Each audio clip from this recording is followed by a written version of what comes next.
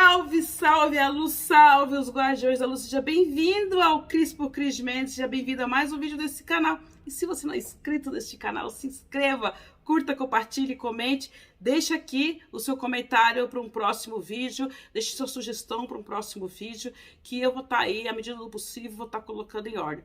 Estamos voltando aos vídeos, normalmente depois dessa maratona aí, aonde estava mergulhada no livro, né, aqui na confecção, em tudo, nas correções, e depois no lançamento desse livro aqui, que é o Seja Luz, que é um livro que fala sobre os 6 arcanjos, né? Rafael, Gabriel, Miguel, Uriel, Metatron, enfim, esqueci o outro.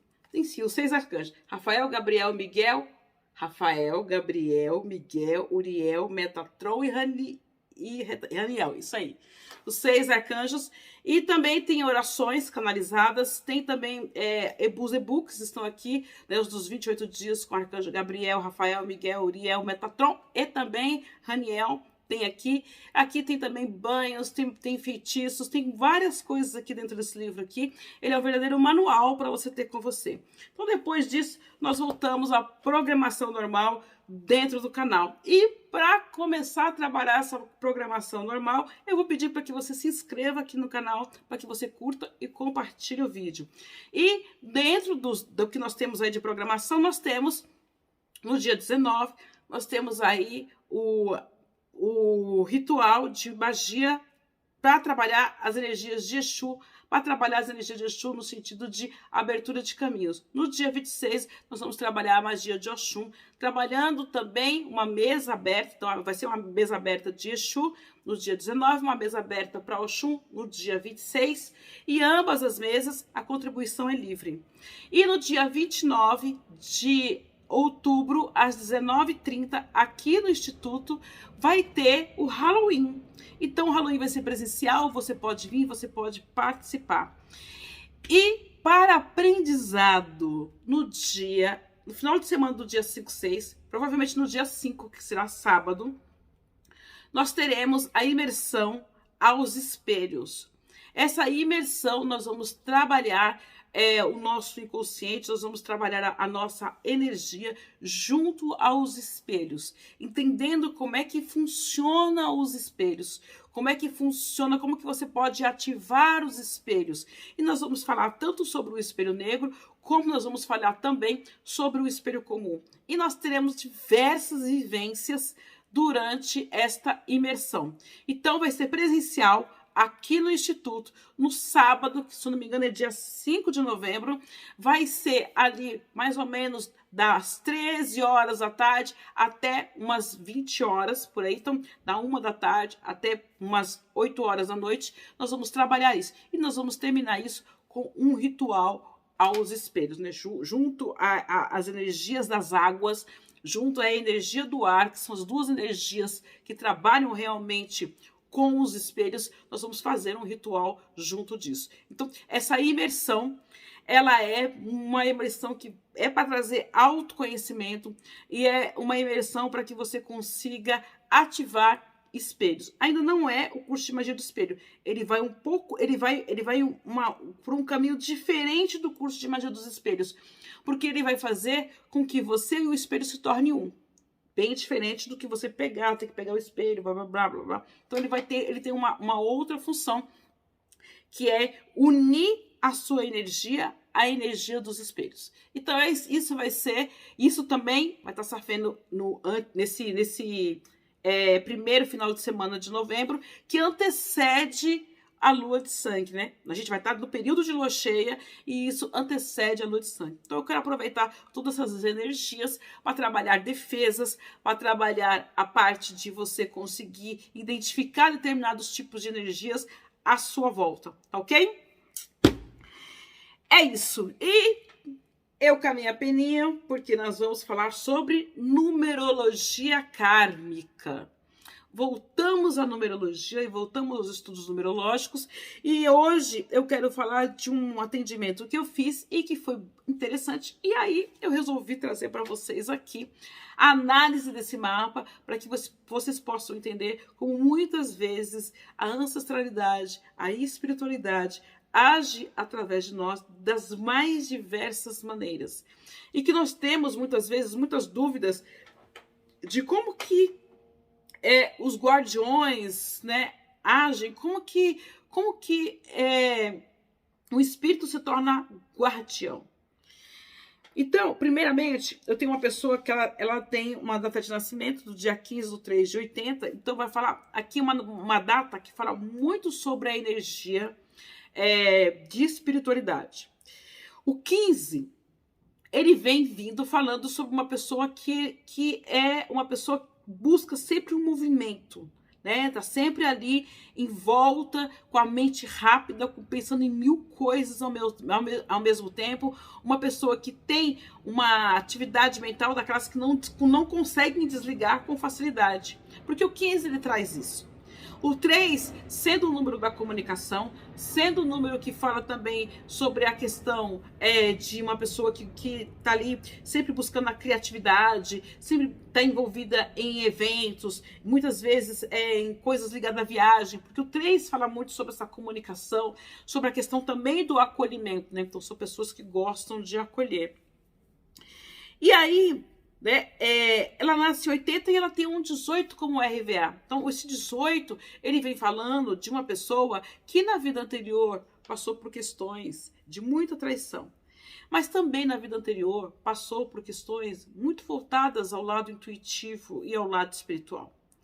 E aí são pessoas a qual a gente denomina bruxas, pessoas que têm uma espiritualidade livre, que têm uma forma de uma bruxaria independente, uma magia, né, dentro do próprio espírito, carrega uma magia natural, carrega uma magia independente. Por que isso? Porque são pessoas que já mexeram com cura, já mexeram com ervas, já mexeram com cristais, já mexeram com vários tipos de energias, e essas energias, elas continuam atuando, independente da encarnação que você está, né? Quando esses números eles estão ali, né? Quando eu tenho, né, nessa encarnação esses números com análise, eles vêm me contando essa história de que essa pessoa ela já mexeu com tudo isso. E tanto é que a missão de vida dela é um 9. Esse 9 vem falando justamente sobre uma pessoa que tem dentro de si uma sabedoria muito grande e vem falando também sobre uma pessoa que precisa ficar sozinha. Não é sozinha no sentido de solidão, mas é sozinha no sentido de solitude. Essa pessoa, ela precisa da solitude, ela precisa estar com ela mesma, ela precisa ficar com ela. Mesmo dentro de casa, ela tem lá o cantinho dela predileto, né? Às vezes num quarto, às vezes numa sala, numa cozinha, mas ela tem junto dela um cantinho dela que ela fica ali, bonitinho ali, e que aquele momento ela precisa para ela, porque ninguém enche no saco dela. São pessoas que as pessoas vêm muito pedir conselhos, né? E aí o que ela pede? Ela pede para mim para que eu faça o rastreamento ancestral, né? Que é um rito que eu canalizei, no qual eu consigo identificar seres, espíritos, situações que estão dentro da sua ancestralidade e que precisam ser trabalhados. No caso dela, a primeira ordem, assim, de bater o olho, eu achei que quem iria trazer para ela as respostas para a vida dela, as coisas da vida dela, seria Exu. Né? Até pelo histórico de vida que ela contava, sobre a questão de estar sempre na frente, sempre, né, buscando soluções, uma pessoa que já tinha tido diversos tipos de comércio, diversos tipos de coisas. Eu acreditei que de repente pudesse ser Exu que fosse responder dentro dos caminhos dela e trazer para ela a questão da ancestralidade. E até porque a questão ancestral dela vem vindo já de uma esfera familiar na qual ela precisava cuidar e precisa cuidar. Então, quando você entende, né, que a pessoa já traz aquilo junto dela, né, que ela já vem trazendo aquela energia, aquela carga energética, espiritual junto dela de outras encarnações, você observa que normalmente ela vai ser aquela energia, aquela pessoa que vai sempre buscar. Ela é que vai estar sempre dentro da igreja, é a que vai estar sempre dentro do centro, é a que vai estar sempre buscando uma cartomante, um astrólogo, alguém para orientar. No entanto, ela também é, de certa forma, o orientador. Porque quando ela está na fila do banco, é com ela que vão pedir conselhos. Quando ela está lá no supermercado, é com ela que puxa o papo. Ela pode estar com a cara mais amarrada do mundo. Vão puxar papo com ela. Por quê? Porque é uma energia latente dentro da pessoa. Então, ela traz isso com ela. O que acontece? Aqui, dentro da numerologia dela, fala que mais ou menos quando ela tinha ali uns 19 para 20 anos, por aí, ela teve uma gravidez. E essa gravidez, ela acabou perdendo esse bebê. Então, quando fui fazer as coisas dela, gritou muito forte criança. Né? A primeira ordem, nos primeiros momentos, né, do rastreamento, eu pensei, bom, no Exu, essa criança pulou, de repente ela tem um herê, aliás, ela tem um herê não, de repente ela tem aí um débito, né, porque ou ela abortou, então ela tem a perda da criança, tem uma criança aparecendo aqui, pensei, bom, vai ter que fazer alguma coisa para essa criança, né, porque teve um aborto, né, vou ter que fazer alguma coisa para essa criança para poder conseguir trazer essa espiritualidade à tona. Não foi isso. Na realidade, no caso dela, essa criança que foi perdida, o karma dela, dessa criança, com a mãe, na hora que eu fui cruzar os dados, o karma dessa criança com a mãe era justamente para que a mãe entrasse mais em contato com as emoções. E aí eu até entendo, porque ela é um 3, né? Então o 3, ele tem dificuldade de falar aquilo que ele realmente sente. Ele é uma pessoa comunicativa, tal, mas tem dificuldade de falar do que sente. Então essa criança, ela vem, traz essa dor da perda, mas para que a mãe consiga entrar em contato maior com as emoções, para que a mãe fique um pouco mais humana, porque a mãe olhava as coisas com muita frieza, ela aconselhava, ela estava ali do lado, mas ela olhava o mundo com a questão de frieza ali. E isso é complicado, porque atrapalha o processo de evolução, porque você precisa do equilíbrio entre a razão e a emoção. Você precisa estar atento às suas emoções, mas você também precisa estar atento ao seu lado racional. Então ela estava muito para um lado. O 18, muitas vezes, tende a ser muito racional. Apesar de muito intuitivo, ele se torna muitas vezes muito racional. Porque ele não gosta de entrar em contato com as emoções dele, não gosta de entrar em contato com a fragilidade, de se sentir frágil.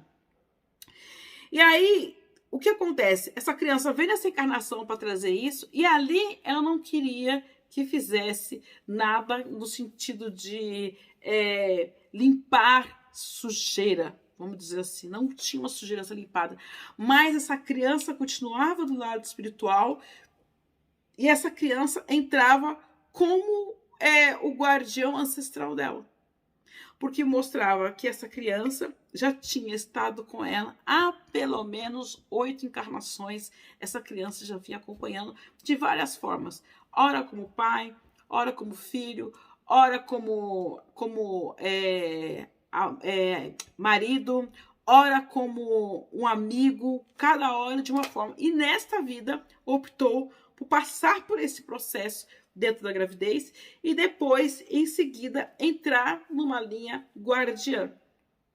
Então, o que ela precisa para que a vida dela caminhe, para que a vida dela ande, né?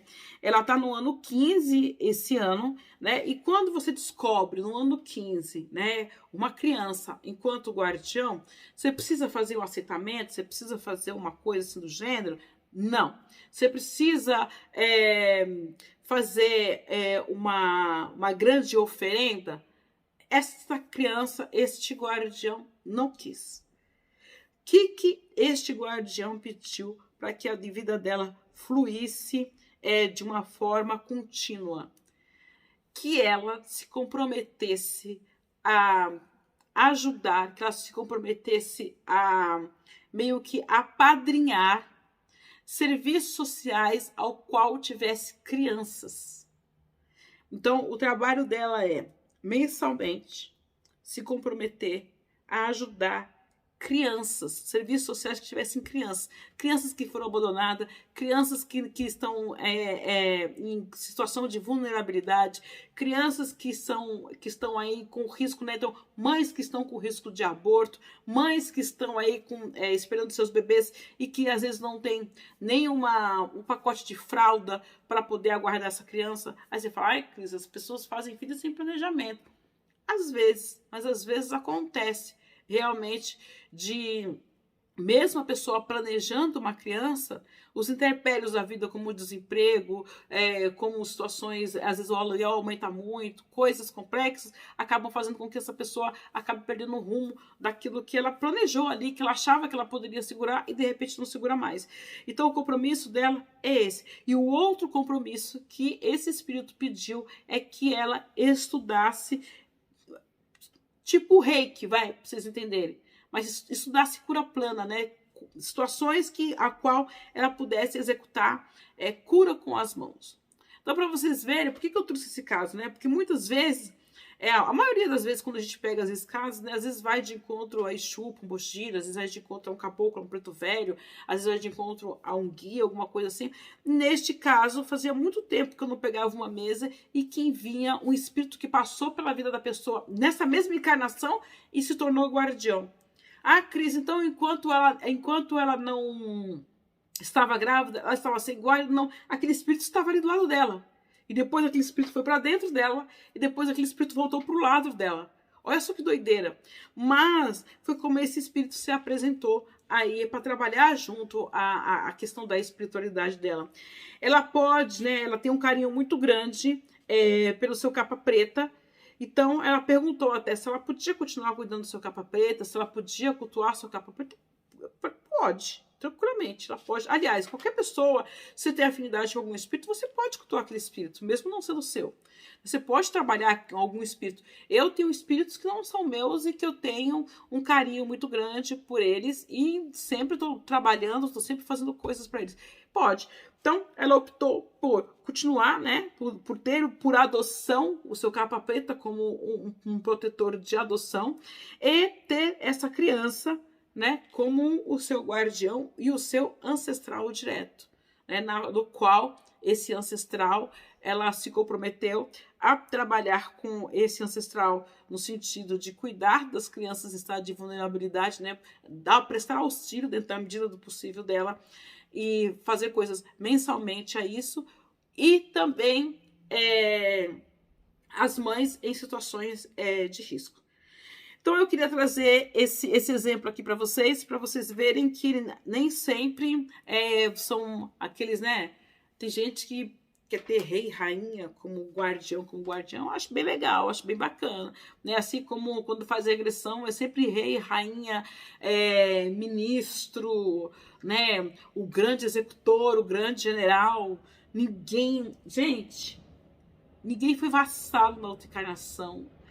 Ninguém capiu uma lavoura na outra encarnação. É muito difícil encontrar gente que capiu lavoura. Eu nunca encontrei gente que capiu lavoura. Sempre quando alguém fala para mim que fez regressão, é sempre um rei, uma rainha, um general, alguém de um título importante, né? Nunca foi um Hellis mortal, mas continua sendo um Hellis mortal aqui. Então é isso que eu queria trazer para vocês como exemplo. Se você quiser aprender sobre numerologia kármica, aprender a calcular, aprender a trabalhar e se tornar um profissional, se tornar um conselheiro, se tornar um terapeuta que vai ajudar as pessoas a se entenderem, a se conhecerem melhor, aí vou deixar aqui embaixo o link para o site para que você possa observar os cursos, né, que já estão disponíveis para que você possa. Os cursos têm a minha supervisão, você tem um plantão de dúvidas comigo e eu tenho certeza que você vai aprender e muito. Alunos, coloque seus depoimentos aqui. E é isso por hoje. Beijo nas asas. Lembre-se sempre, um dia mais no espírito, um dia menos na carne. Importante na vida ter com quem compartilhar. Beijos, até o próximo vídeo e tchau.